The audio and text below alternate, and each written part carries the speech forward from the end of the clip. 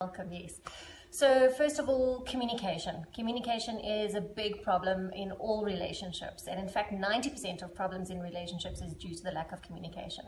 So I would challenge all of you to find at least 15 minutes per day to connect with each other without any interruptions. So no devices, no laptops, no TVs, no children. And just really connect and spend time bonding and building and growing your relationship together. Then I would say quality time. Many couples, especially where children are involved, don't get to spend a lot of time and quality time together. That's why we always advocate for date nights. So book a date night, and it doesn't have to be at a restaurant, and it doesn't even have to be at night. It can be as simple as a picnic on your lounge floor.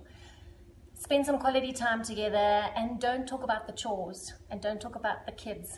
Talk about you and your couple goals and your dreams and your hopes and your fears and your visions together, and really use that quality time to connect and bond. Intimacy versus sex. A lot of people confuse the two.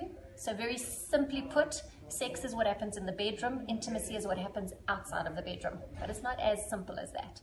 Intimacy is around how you speak to each other, how you treat each other, the fun little pet names that you call each other, affection, nurturing, support, trust, all of those things. So really focus on building the intimacy and the connection between the two of you. And if you do that, it'll spill over into the bedroom.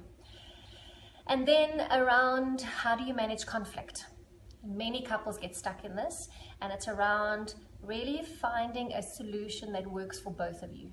And what we tend to do is we often tend to blame and shame and criticize, and about proving who's right and who's wrong, and it's not about that. It's about how can we find a way forward? How can we really build and resolve conflict to have a good relationship?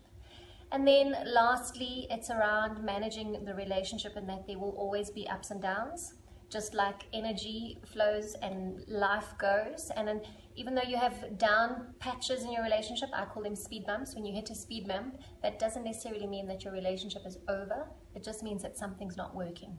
So how do you find out what's not working, and how do you try and fix it and resolve it to have a good relationship?